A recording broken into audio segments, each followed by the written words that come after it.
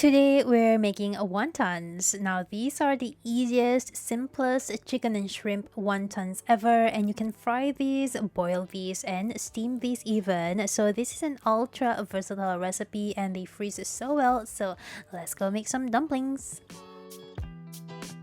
First, we're going to make some chicken mince. Now, if you can get chicken mince, then you can skip this portion, but I always just mince my chicken this way. Now, it's best to use chicken thighs for this, something with more fat, but you can also use chicken breast, which I am also using today. You want to give that a few quick slices and then add this to a food processor. I also have to have shrimps in my wontons. It just adds that extra sweetness. Peel the shrimps and please remove the disgusting vein, okay? And then add that to the food processor as well with the chicken. So if you can buy ready-made chicken mince, then use that. And finally chop the shrimps and add that to the chicken mince. Easy. And then give the food processor a few quick pulses and voila! We have our meat mince.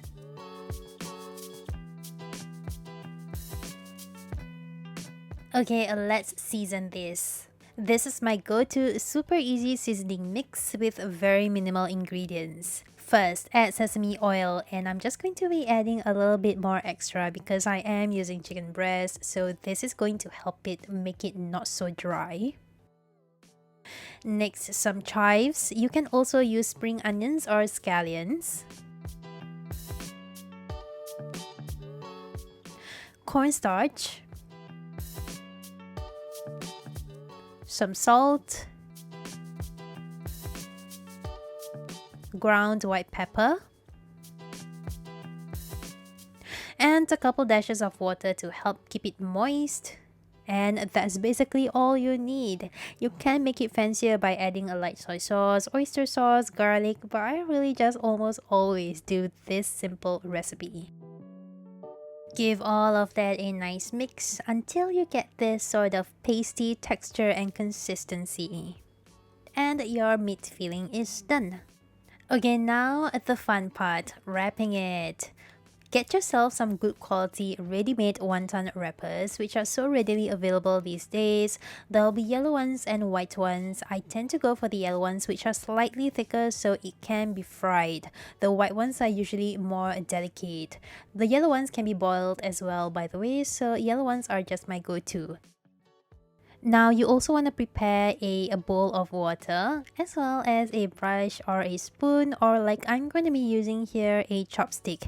You can also just use your finger too. This is for wetting the wonton skin to stick them together.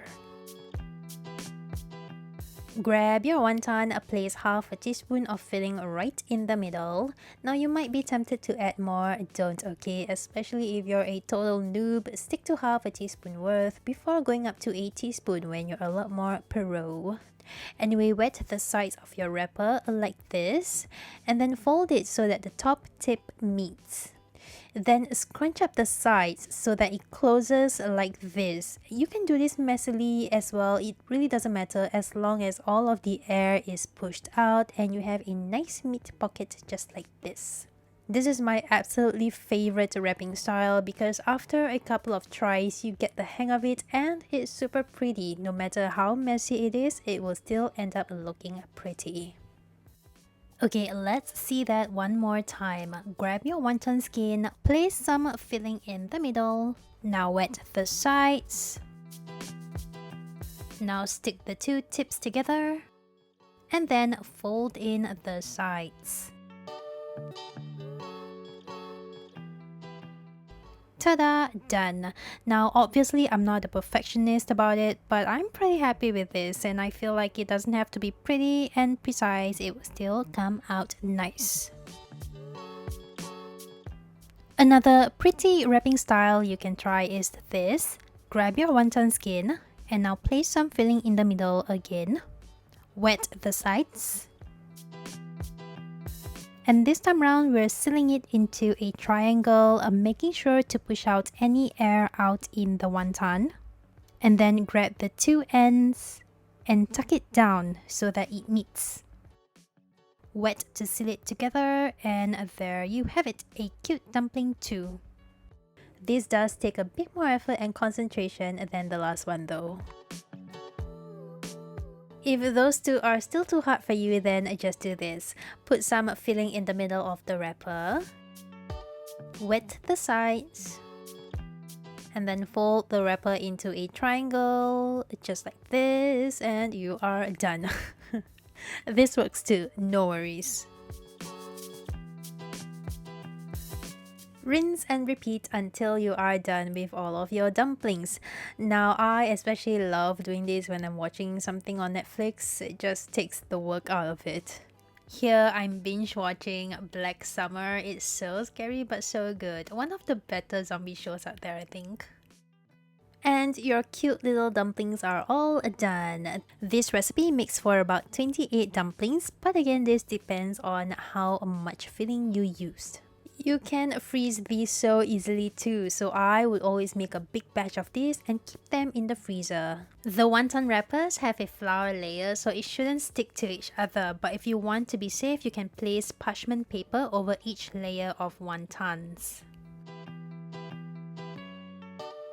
You want to do this on a low to medium heat, otherwise you might burn the wontons.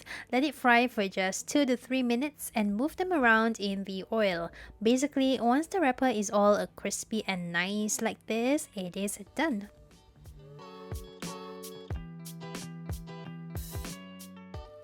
I absolutely love eating these with mayonnaise. Anyone else?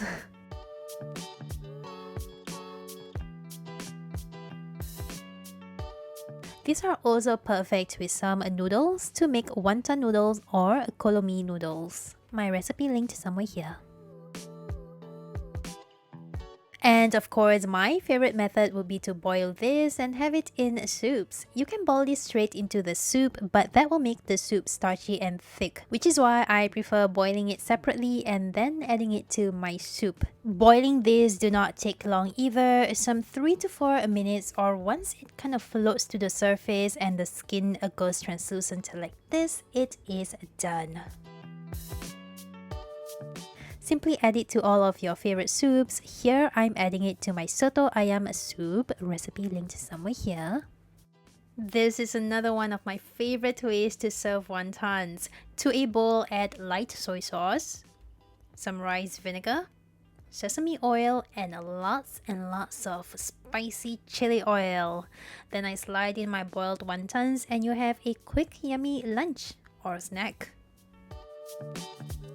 So there you have it, easy yummy wontons that are ultra versatile. I really hope you give this a go, and bye!